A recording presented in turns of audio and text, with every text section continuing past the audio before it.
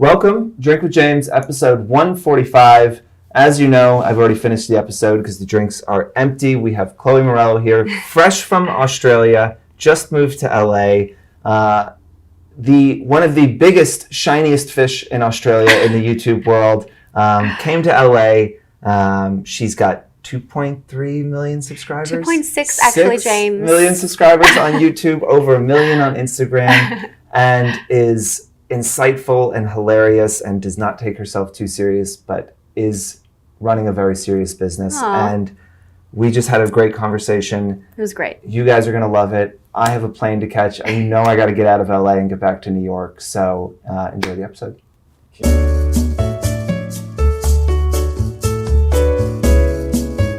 So welcome to the show. Thank you. We have a past connection, Grace, who's been with us for almost as long as the company has existed. Yeah. You guys are old friends from back in Australia. I met her in New York through a friend. Yeah, See, mutual I don't know friend. how this stuff works. I just assume everyone in Australia knows each other. There's yeah, like 12 people everyone. There. Yeah. But we've known each other for a while. You've been like such a great supporter of Four. You're, I think, one of the big, like when we launched verified authentic followings, you were one of the first big influencers to submit and get verified, and then like did this whole story about how important it was. And it was, I'm very passionate about that. Yeah. I was so happy that you have that and you feature. had like a lot of us fangirling in the office being like, oh my God, it's goodness. working. Like, it's Oh, great. So you've been such a great supporter, and yeah, I know that authenticity has been super important to you. Absolutely. As authenticity has become rarer and rarer. It is, unfortunately. So, let's get into kind of how you got here and where it's all going. Let's start with the easy stuff and just like walk me through how you got into this world. How did you start? Well, back with dial-up internet days. Oh, I just wow. started watching YouTube. I don't remember how I found it. I was always into making videos, like even at school with my friends and uploading them on Facebook at the time. That was what I did first. And these were beauty videos? No, just me mucking around with my friends. Yeah. And then I was also a belly dancer, and I used to upload my belly dance videos. Right. And actually, some of them have millions of views now. Yeah, and I don't know the account password. So I started in 2008 uploading the videos, and with makeup, it started around the same time as well. Entering contests, some influencers that would host contests to win palettes and stuff. I would upload little videos like that, and it just started growing. And in about 2011, I had 20,000 subs. But I had a silly username, so I changed it to my name so that people would not get confused. Right. And then that's how I started my channel, yeah. And at the time, you were just, working, you had a strange job, right? Yeah. Well, I've had a lot of jobs, but at the time I started my current channel, I was at a crematorium. Okay. Yeah, and I sold the plots and I made the headstones and ordered the plaques. So you would do that during the day and then come home at night and do makeup tutorials. Yeah, literally, and I would spend all my money. That was my first real job, so all my money was spent at Target on makeup. And so at the time, okay, it's 2011, you're working at the crematorium, you're plowing all your money into this and spending a good amount of time on it, starting to get a following. And 2011, 20,000 people would have been a lot. It felt I'm like sure a lot, it would have yeah. felt like a lot, right? Yeah. I, similar to you, I think started creating content, putting it online around 2008, and having any followers was just crazy. I know. So, and couldn't fathom what we have now. No, and this world didn't exist, right? And so so why do that, right? It's 2011. There's really not a lot of money in this yet. We did it for the passion of sharing with other people. I liked connecting with people from all around the world. And that's what I liked about watching videos. It's like, whoa, this person is in America and I'm watching them do X, Y, whatever. And that's what I liked about it. Honestly, I was lonely and my job was depressing. Yeah. So I wanted to connect with people. And so at what point do you feel like you started to think about it in a different way? Was it it slowly started to grow more and more and you thought, this is kind of interesting, and brands started to reach out and say, hey, do you want to work? Or was there a moment where you were like, holy shit, this might be a thing? I think it was probably when brands reached out because, the money was nice that it was coming in, but I didn't anticipate that I would leave my job. There was a point when the money started matching what I was earning at the crematorium. So I was like, whoa, something is happening here. I didn't know. I mean, I was living in Canberra at the time, so I don't know. You just had no idea what was going to happen. And you can lose your channel at any time, so you always have to remember that. That was always at the back of my mind. Like and how? It still is now. Like, I don't know if I've had people, I know people that for some reason their channel doesn't show up in search terms or things like that. Like they kind of get a glitch or something. Right.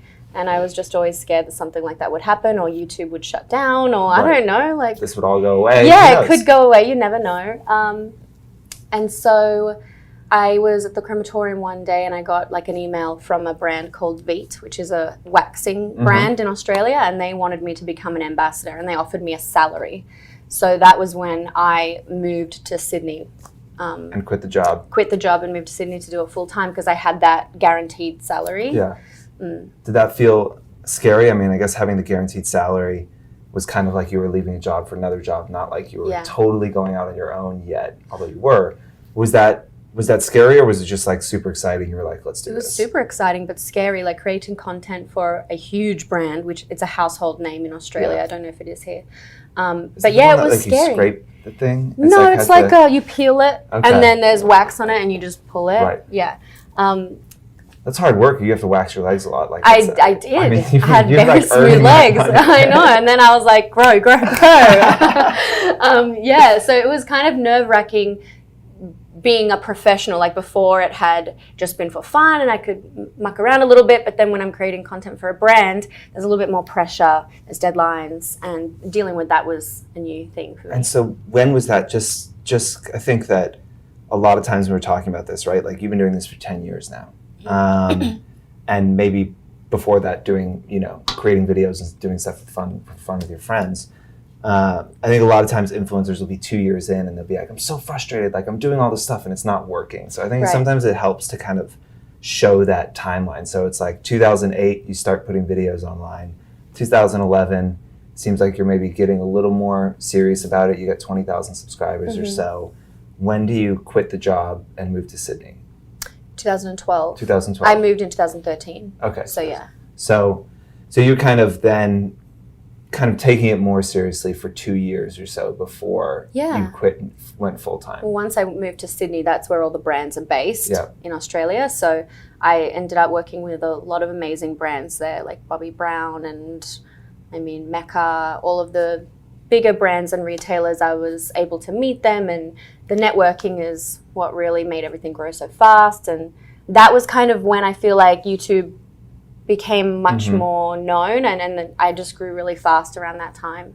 And how did you, I think there is this sense, you're from a small town in Australia, right?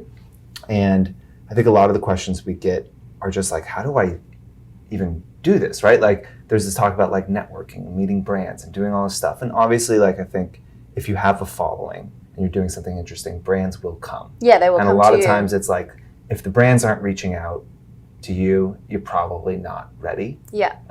Because brands are good at finding those kind of rising talents. I think people jump the gun. I think people, that's the difference between a lot of the new influencers and the ones that have been around for a while. Like we started it as a hobby and as for fun, and I see a lot of people starting it now with the intention of it becoming a job, and so I think that they sometimes miss the point, and then they're putting too much pressure on themselves.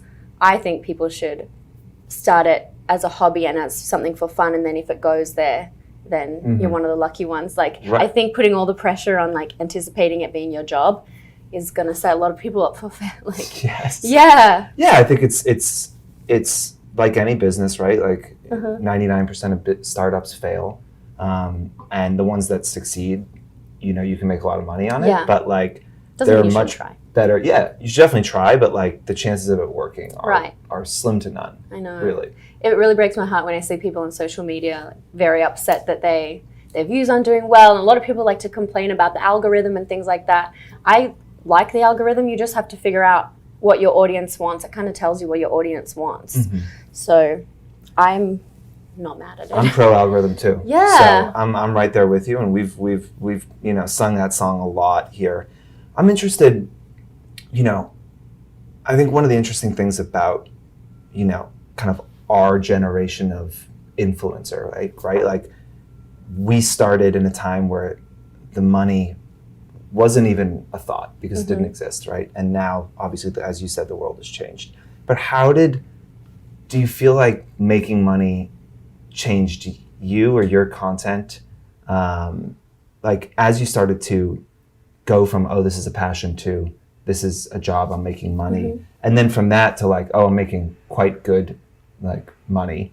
Did it change the way you thought about videos? Did you feel like, you were coming from this place that was really fluid and fun and just off the cuff to being like, oh no, now this is serious?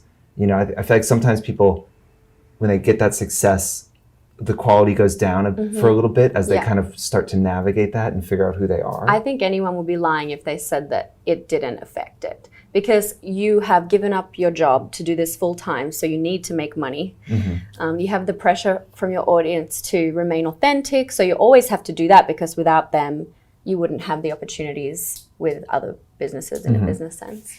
I definitely think it does affect the way you do your job.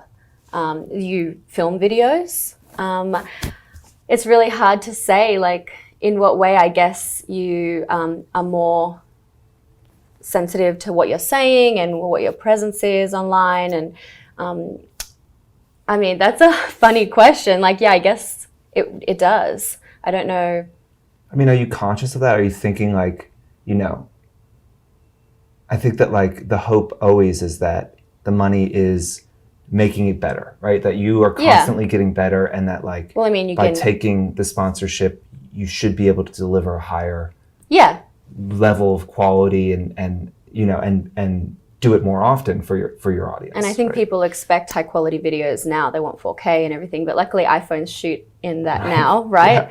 So yeah, with the money you can buy better equipment and stuff, but I think it does in some ways make you less genuine. Like if you are working with a brand, no matter what anyone says, if you're being paid by a brand, you have to follow a brief, all of that kind of thing. But that's where you have to follow your morals and only accept brand deals that you actually like. Right. Yeah. Is that something that, I think the earlier line of questioning I wanted to go down is like, did the business side of things, you said you had a lot of jobs, like did the business side of things come naturally, like the networking and negotiating and knowing when to push back on a brief and when to just follow it? Like, how did you learn all of slowly. that? Yeah. I mean, like we were saying, it's been so long. I had no idea how to do any of that. And I'm still not very good at editing and that kind of thing. So it's been a very long, slow process. But I was lucky where early on I got a manager to help me with that kind of thing. And I did get media training and I did get taught a lot of things thanks to them. But no, that was a slow process for me. But at the same time, the community's very close-knit and I have so many friends that we kind of helped each other out. And myself and another influencer in Australia, Lauren Curtis, we were really like the first ones in Sydney that were quite big channels. So we really stuck together and navigated things together, and that really helped. Yeah, but definitely as the business side comes in, it does make it feel, I mean, yeah, it makes it a little bit less fun, but at the same time, like, you love what you do. Right. Like when you have deadlines and that kind of thing, I mean, that's... Yeah, I mean, I think the reality of jobs is that like any job, like anyone that's telling you that some of their parts of their job are annoying is fucking lying to you, Like, I love my job, I love running this business, but like a lot of it is a big pain in the ass, you know, and like there's certainly easier ways to spend my time and probably easier ways to make money. I think that reality is probably not talked about that often, right? And like, people, if you say it, they think you're being ungrateful. But like brands can be difficult, and like getting this stuff done can be tough, and I know like when you take money, those people giving it to you have some kind of power over you, right? Like they've just paid to get something from you, right? And I think that's a hard thing to navigate. Like, do you? And I'm interested in your use of comedy, right? So like you're just seem naturally funny and a little like just like, your videos of like making your like fake documentary of like life in a beauty blogger are like hilarious. Oh, thanks. But also like, very tongue in cheek in a way that like brands I think sometimes want someone funny, and then the reality of it they're a little like, ooh, but like, don't make fun of us. Yes. Or this thing, Totally. right? Has that ever been an issue? Like, has you being you and being funny and being a little irreverent ever been an issue with like working with brands? No, it actually hasn't. No, I find that brands with me are always quite accepting of who I am. They understand. A lot of the time they expect, a produced level thing. And if I create content and they don't like it, I say, well, you're going to have to go hire a production crew and a model and whatever and do it yourself. Because the reason that influencers like me work is because we're natural and ourselves. And we just have to explain that and they understand. I can't remember an instance where something has not gone ahead because they've been unhappy with how I am. And your audience, I assume, like that kind of irreverence and your ability to not take yourself too seriously and even poke fun at the entire industry. That's what I love doing. Because it's hilarious what we do. It is kind of wild. The characters are wild. Yeah. Like, I mean, again, I was in a Morello hole this morning that was very deep. And it was like, I was watching that one where you do the like body contouring. Oh my goodness. Where you like do your whole, you're in the bikini. People thought that was real. They thought that I was being serious. They're like, this girl is so into herself. But like, when do you decide? Because, I think what's interesting is like that tone is there all the time. But like your videos, you're not a parody account, right? No. And like, obviously your videos are full of like actual real beauty advice and tips and tricks and all of that. But then like these like curveball, like really funny random things. I like to throw them in. Yeah. Is it something that like, again, as the account grows and as this becomes a business, is it something where you're thinking, ooh, I need to do something funny and different now because I've done 3 sponsored posts in a row? Or are you just like, I have this fun idea, let's do this? It's more like if I have a fun idea, let's do this.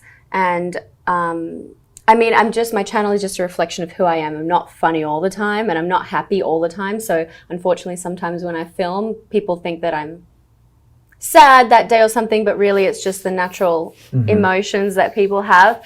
But yeah, sometimes if a video is like that and then I've gotten all these comments like, you're not yourself today, then I do feel pressure to be funny in the next video. But do you know what I do? I just pull out a little champagne and then I, just sit there and have a bit of fun and like try to enjoy it. But yeah, people, if you are funny in one video, I find they expect you to be funny in all the videos. Right. So that's tough for me because I'm not funny all the time. Right. And well, there's nothing worse than like forcing yourself to try and be funny. Right? Exactly. It's like it's happening or it's not. I know. But and people also like screw you guys, like being like, you don't seem like yourself. I know. It's so I don't annoying. know you. I know. Like, what? I know, and I'm a normal person. Are you smiling all the time? Like, no.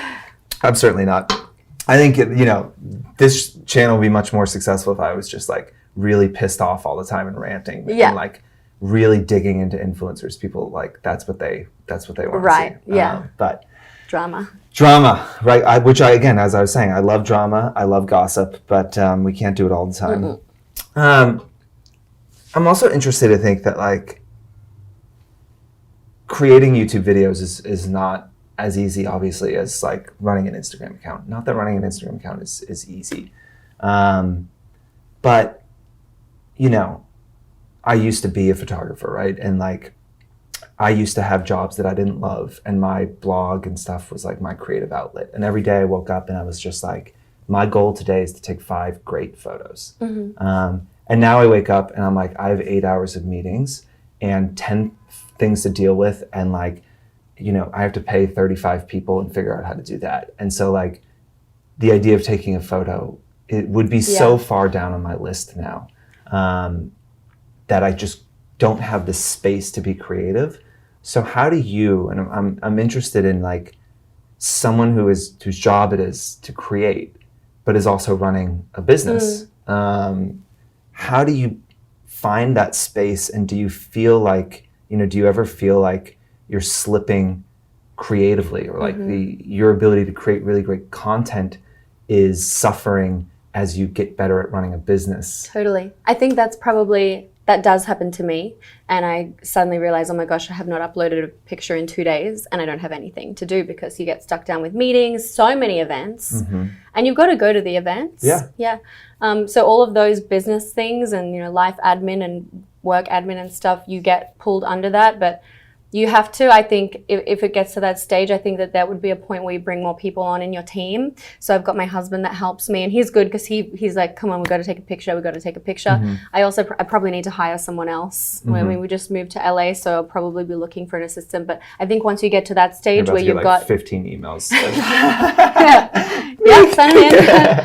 Yeah, but I mean, and maybe you have to hire more assistants. Yeah. Yeah, I mean, again, for me, obviously, like, you have that's not my focus, but I commiserate because, like, you guys are running these businesses, and like that creativity, I feel like comes from, at least for me, it comes from like a vacuum. It comes from not having other things you're thinking about. Right. Totally. It comes from having that space, and just like, how do you get that space, you know, to be like, oh, like, I've got this great idea, or like, you know, again, because like if you look at your life 5 years ago, you just didn't have as much shit going on. Yeah. Right? Like, you just didn't have as much to do. So like, creating was so much probably a bigger part of your day-to-day life than it is now. And it must be a challenge to figure out how you keep the quality level up, and then how do you keep like outdoing yourself and doing it better. I know, that's better, hard. Right? That's hard. And then when your content does have a dip in like engagement or something, it really takes a toll on you. If people aren't liking what you're creating, it really feels personal. And I can get as many hate comments throughout the day, but if it's about my content quality, that's when it really hurts. For me, when I'm to make sure that I've got the space to be creative, I like to just keep a lot of notes and lists just to make sure that I find that I have to get all my work done before I create. So I try to get things out of the way that I don't like, and then I've got the freedom to create. But it is really tough because there's always so many things popping up. And you just moved to LA, as you said. Yeah. And that's got to be nice. I mean, I'm sure you have to be feeling kind of re-inspired. Yeah, really re-inspired. Right? Really re-inspired. And my house is not set up yet. We don't have a couch or anything. We're literally sitting on the floor at the moment. But yeah, I just can't wait to get my filming studio set up and I can start filming. I mean, I'm loving going to all the events and being surrounded by other influencers and meeting the brands. And this place is just so cool. Like walking down the street, you see people taking their Instagram photos. There's influencers everywhere. It just feels like this is the place to be. And it's way more inspiring than Sydney, where I was kind of shy to take a photo and I didn't feel confident and people don't understand what we do. Whereas here, there's such more of an understanding of the creators. Yeah. You know, I was listening to this podcast years ago, and it was talking about this guy who was the most famous comedian in France. He was like Seinfeld of France, right? Like huge, like very, very famous. Everybody knows him. And he moved to New York and started doing stand-up in small clubs in English because he was like, if you're going to be a comedian, you have to be in America. Like, if you want to be the best in the world. But did he do well? I mean, it was talking about his struggle, you know, and the guy was asking, like, you went from being so famous and such a big fish to coming here. And, you know, he was like, yeah, but like, this is where it is all happening. And if I want to, like, sure, I could go and be very wealthy and successful here and be a big fish, but like, this is kind of the center of the comedy universe. In a lot of ways, LA is the center of, at least for influencers, it's the center of that world. New York, more the brand, like that's where the brands are, but this is where the influencers live. And I'm interested in your choice to move here. You were and are, I think, probably the biggest, have to be one of the biggest YouTubers in Australia, One of, right? not the biggest. But like one of, and certainly helped create that space. And I'm sure in Australia, if people follow an influencer, you are one of the ones that they kind of know and follow. And then you come here and, you know, you probably don't have as much name recognition. No. You know, and whereas going to an event in Australia, I'm sure everyone's like, oh my gosh. I don't notice them if they do that. I'm sure they do. Yeah, why come here? Well, I've always had a manager here. I was signed with an MCN pretty early on here. And so I've always had a lot of jobs coming from the United States while in Australia, and it got to a certain point where I was being invited to so many events over here, and I was coming over for so many work-related things, and I mean, there was just a point where I was like, I want to go here. I want to be here. I'm young. I've always wanted to live overseas. That was a big part of it. I do love being near to my family, and Australia is easily the greatest country to live in, I think. But yeah, I just wanted to do it while I was young and while I was in a good place in my career. And then I hope to go back to Australia to settle down later with my husband. And what, again, you're only a week in, obviously. But what were some of the fears of moving here? Again, like, I think there is a difference from being, even just psychologically for yourself, of being like, big fish here, and not to say not a big fish here, but it's just a much bigger different market.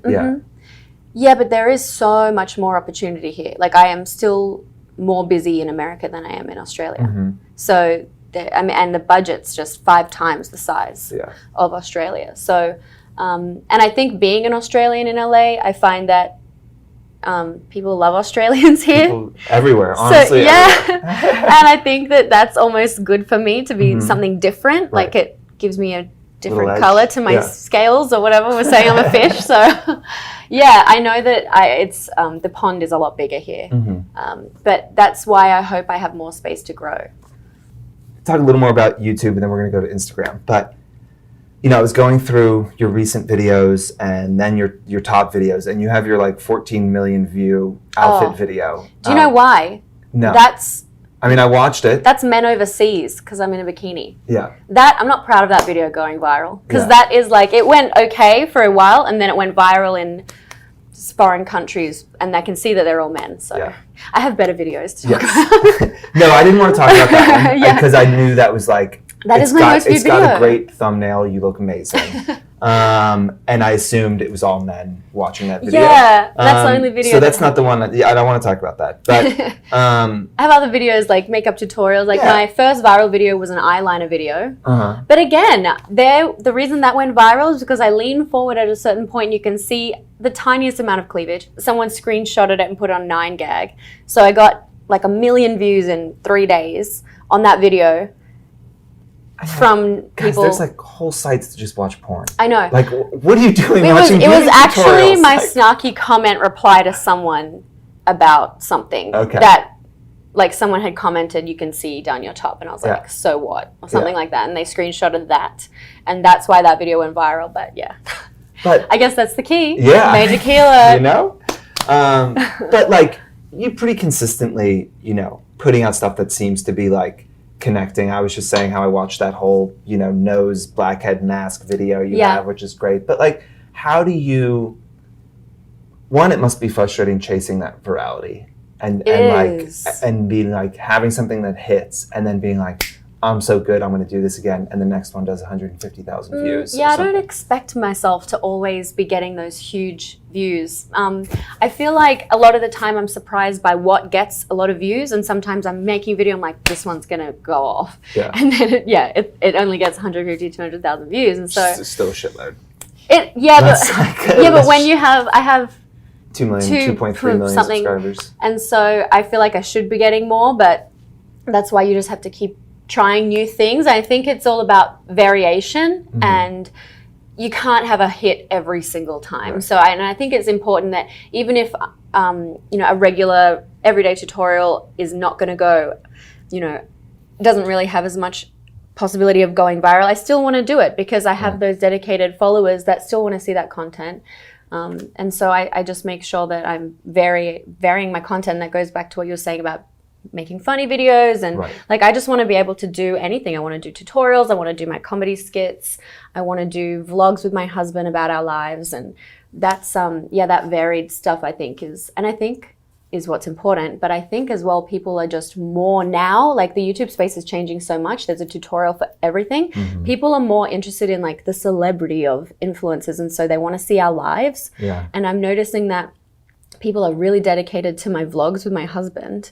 And anytime I upload a photo with my husband on Instagram, it gets 3 times the likes that a makeup photo does. So people are just kind of, I think the trends are always changing online and what people want to see. And it's really interesting to step back and see what's popular at that time. And I'm really bad. I don't like to follow trends that much. I like to do what I feel.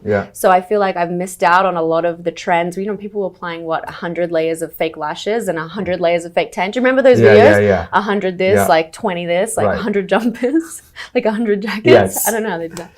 But yeah, I never did one of those videos, and I was like, I should do one, but I was like, I don't want to cover my whole face with. But yeah, it's interesting to, you can in a way, like if you jump on those trains, guarantee yourself good views. But it's about also remaining authentic to yourself, because I think your audience can tell when you're not.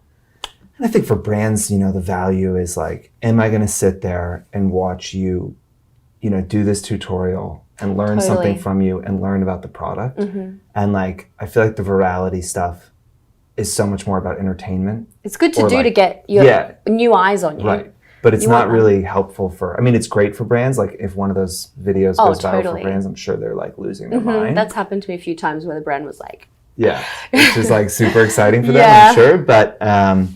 But yeah, the kind of more day-to-day educational, helpful stuff is what I'm sure the subscribers are really your core audience. My core audience, who I care about the most, because they've been with me for so long. Like ideally they are learning things from you, right? Like, and I think that like it's something that gets forgotten in the influencer space, is that like to be an influencer, you have to be influential in something. Meaning you have to be better at something than most people are. Right. And so. But that doesn't matter to a lot of, I mean, I see a lot of people make YouTube tutorials on makeup that are everyday people that I guess aren't like trained. They don't have the same skills that some of us are that have had training, but it's their personality that wins people over. And I guess in a way, even if they're not an expert, that might be what makes them more reliable to people. So I guess you have the two ends of the spectrum. You either have the professionals or you have, you know, the everyday girls that they can trust. And I like to think I'm somewhere in the middle. So. Yeah, and I think you can be, you know, your thing that you can be good at is just being yourself, certainly. And like you can be an influencer in that and being like, oh, I'm just this really unique personality and people trust me. You know, I think where the space gets confusing is like, if you have a following just because of your personality. Or you just are like, you know, genetically gifted and you're so beautiful or something, then like, is your audience, do they really care about what products you're using? No, exactly. You know, and like, is there any real value there for brands? No. Probably not, you know? I mean, but like. They might be the right fit for some brands. Yeah, totally. And like, they could be essentially walking billboards. But you know, I watch your videos and it's like, you are learning something. And I'm wondering, I'm like. So how's your eyeliner? I mean, you know, I just realized how little I'm doing. I need a lot more. Your hair's amazing. Thank you. Do a hair tutorial. Well, I watched yours this morning and you were like, you know, I have amazing hair and I take really good care of it. Wait, I said that? Yeah. Did I? Yeah. Oh my gosh. Well, yeah, I don't, You don't style it much? I don't really. I try not to put much in it, But how do you think about craft? You know, I've had like some influencers on who are much more like focused on editorial photography and like shooting insane stuff, like Tessa and Margot and me, like both of them, and are they in fashion? And Jamie Beck. Yeah, they're in fashion, and they just shoot like the photos are insane. I think that's what works. And so they think about craft and about getting better at photography constantly. And so for you, I wonder, are you thinking about the like craft of beauty and like, are you trying to learn, like, are you learning new things? Are you always saying, you know, I want to try this thing, or like, how are you thinking about that? I don't think I really think like that. I prefer to think about the content of what's in my videos and what's in my Instagram. Like, is it relatable? Is it enjoyable for my audience? I try to leave that other stuff up to my husband, who does love getting better at videography. But like I said, when I started YouTube, it was all about the makeup and connecting with people, and that's still what I like. That's still only what I like. I don't care for filming. I don't care for, that's the part I hate, like editing. That's why I was like so happy that I found a really good Instagram husband, because he likes doing that. I want to get better at relating to my audience and being fun and bringing the new information in like fun, unique ways. So I guess in that way, I don't call it a craft. That feels very serious. Yeah, well, I mean, I think it is. I mean, like, why are you're moving into doing like scripted kind of comedy stuff like that? That is different. That's not easy. That's not an easy thing to do. That's like a lot of work. We actually just won a government grant for that. Really? With Screen Australia, which is the government body. Amazing. So we're going to be able to make more of that. But yeah, with that, I commissioned my sister, I commissioned my professional producer friend. And so what I lack in, I definitely need to pull those skills from other people. But no, craft, I'm obviously wanting to get better, but when it comes to like the quality of my content, I mean, I always find that an iPhone selfie does way better than something shot on my Canon. Yeah. So I don't focus on that. I mean, I can see what does well, and because those photos don't do as well, I don't focus on that. And that's a good segue into Instagram. When did you start taking Instagram seriously? I know you said that you're kind of focusing on that in brands, obviously. One, it's just so expensive to buy into YouTube. Yeah, so I'm noticing a lot more on Instagram and not as much on YouTube anymore. So when did you start to focus on Instagram? I've always loved it. Part one of the question. Part two, I just want to explore more like how it's different. My first Instagram picture was in 2012, and it was like me making pancakes. Yeah. And so it was all very like not makeup at still first. There? I haven't deleted any photos. I have like 4,800 photos or something on my Instagram and like 80,000 photos on my iPhone. So all selfies. And so I think at first it was just like because my focus was YouTube, and at that time I wasn't making much money. So it was all about like just having fun with my audience. And then after a while, when brands wanted to start investing on Instagram, then I think it became more product and beauty focused. It's been tough because I definitely started to focus on Instagram once I noticed brands pulling away from YouTube after a while. And especially in Australia, the budgets are a lot smaller. So a lot of them can only afford Instagram. So yeah, I tried to make my Instagram aesthetically pleasing sometimes, but it doesn't work like that. I find that if I'm trying to focus on that and trying to make a pretty photo, it doesn't do as well as the video of me going to eat my toast and everything on my toast falling off my toast. Right. That video got like 500,000 views, and it's me eating toast. I don't understand my followers. I put so much effort into tutorials and makeup, and you want to see my toast breaking up.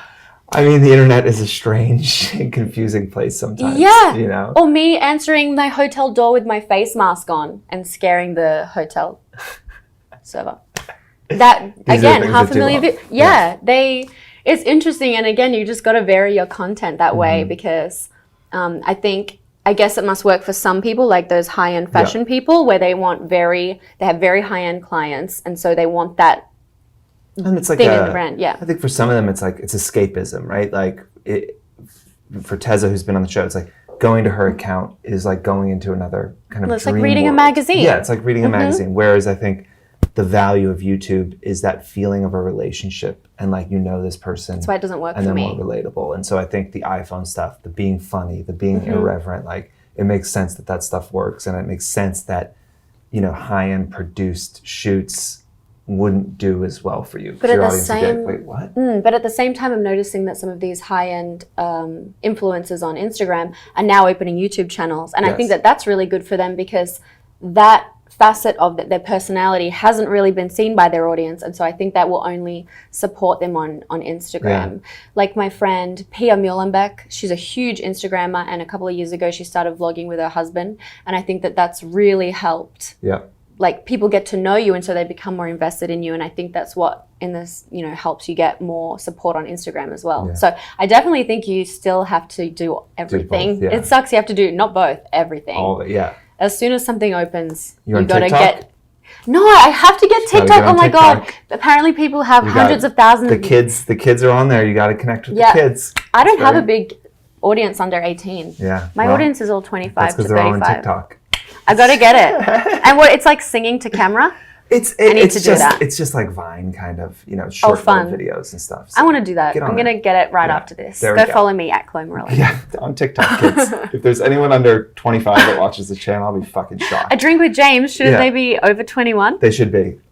Exactly. So don't drink, kids. No. Literally ruin your life. And to your point real quick, like we see that like on Instagram, YouTubers have much better engagement than anyone else because I think people feel like they know you and because they feel that invested in you. Because watching these videos, they're just, sitting there, you're just talking for 15 minutes. Like you do get to know someone a little bit better, That's why I started doing daily vlogs with my husband. And you're doing those on a separate channel. Okay.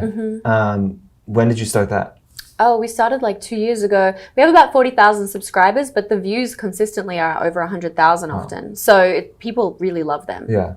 And you're doing, that's daily vlogs? No, just whenever we have something interesting on, especially now in the move. Yeah. People really love seeing us setting up our house and all that kind of thing. So whenever I'm posting that content, I found that my views on stories, for example, have like doubled on Instagram because I'm in LA and I guess it gets pushed out to people in time zone, all that stuff. That kind of thing.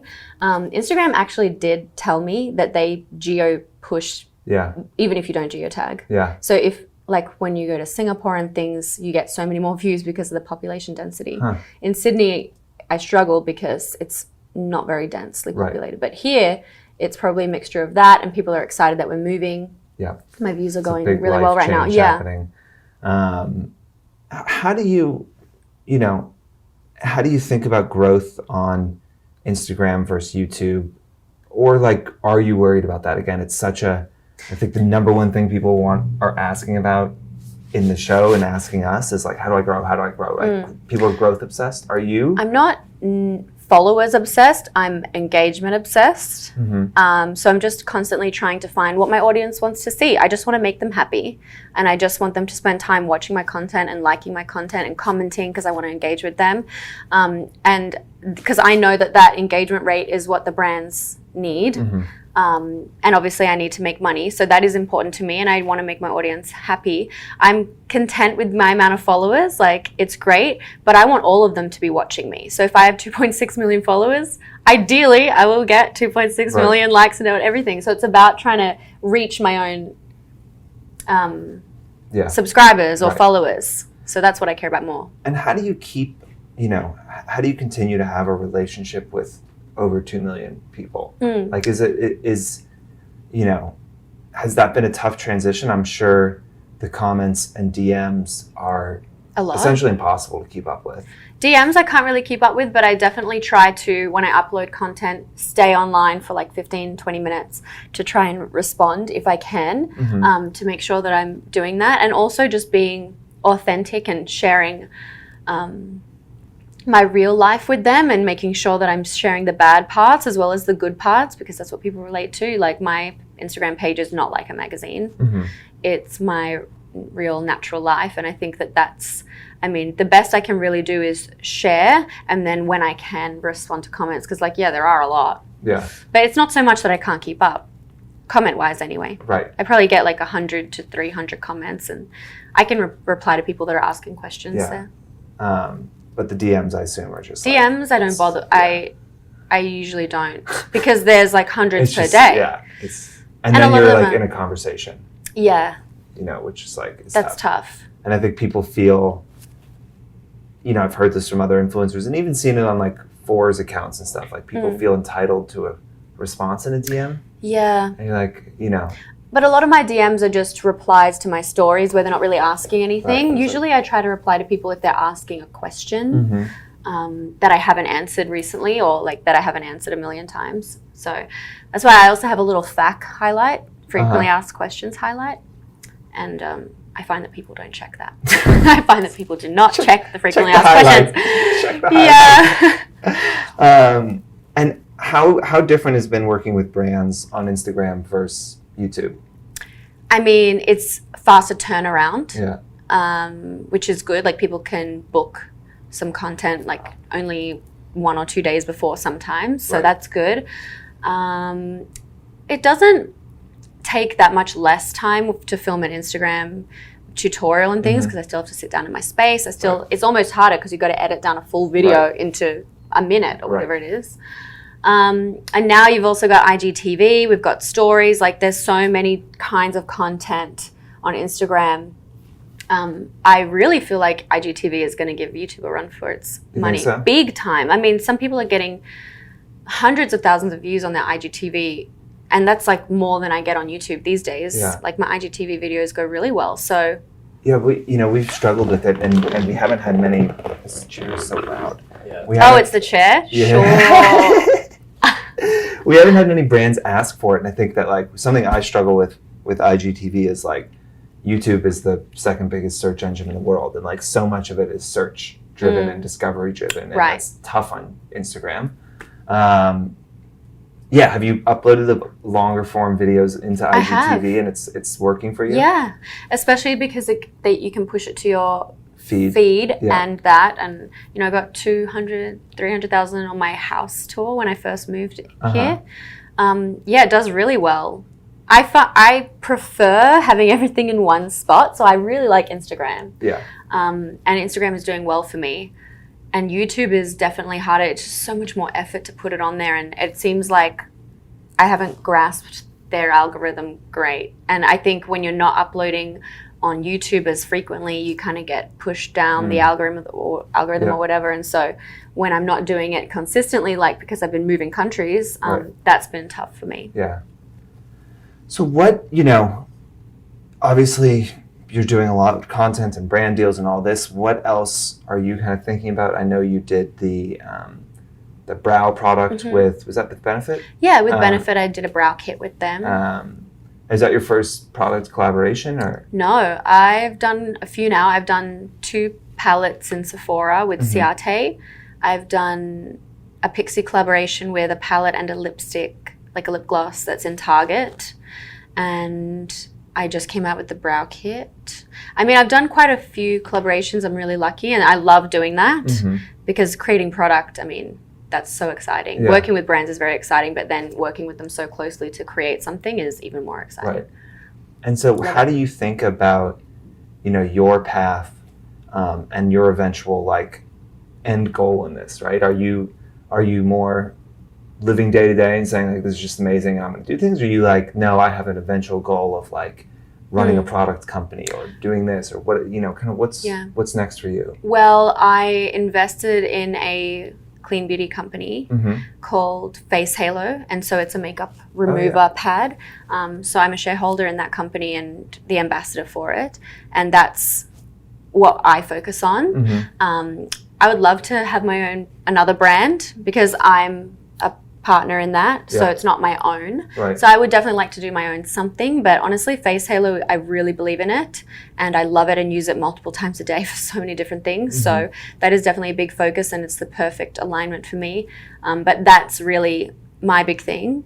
Now that I'm here in LA, I definitely want to do something else. I know there are good manufacturers here. Yeah. So I definitely plan to go and see and talk to them about what I'm planning. But you've only been here a week, so I think you can give yourself a little bit of time. Can I though? You gotta be quick, really. Absolutely. You gotta be quick. You gotta be quick.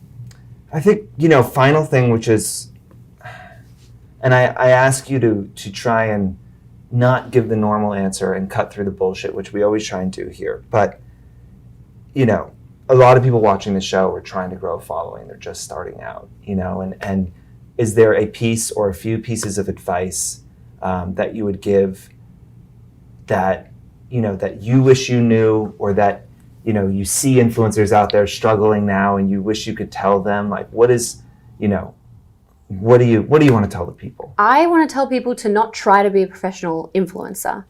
I hate that people are starting this wanting to become big, rich, famous influencer getting stuff for free. I really wish people would just do it for the passion of it, and then if it comes, ride the wave. But I'm seeing everyone start wanting to be famous, wanting to get free stuff, wanting to go on the trips, everything like that, but really they clearly don't love it because they're just complaining about it all the time because they haven't reached what they want to be. So that's something that I see all the time, and I'm like, look, you're not going to succeed if you're doing it for that. But personally, I mean, I'm sure some people have, but like we were saying, not everyone can do it. Yeah, no, and I mean, be realistic. I think it's such a good piece of advice because it's every single successful influencer you talk to. It's like, why did you start? It's like, I was bored. I needed a creative outlet. Yeah. I was unhappy with my job and my life. Like, I just loved makeup or fashion or whatever it might be.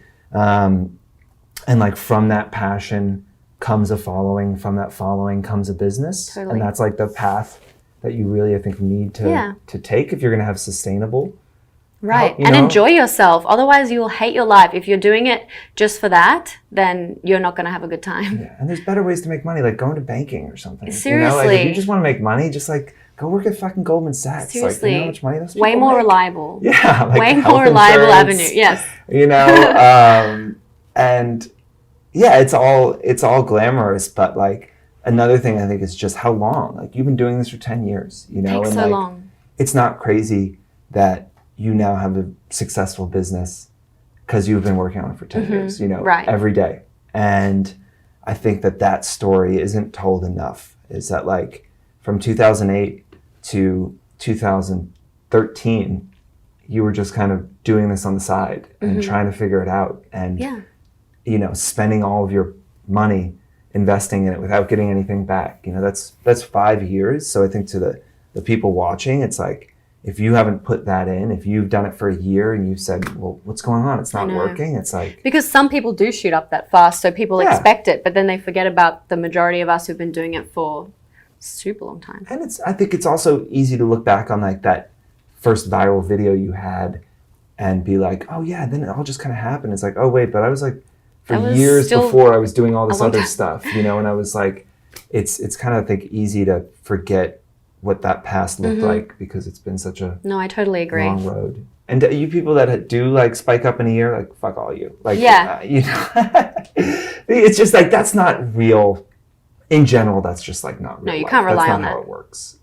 So I appreciate the insights and good luck in Thank LA. you. It was really fun. I am sure you will take it by storm. And when you're in New York, make sure you come by. I will. Yep. Okay. Thank you. Thank you.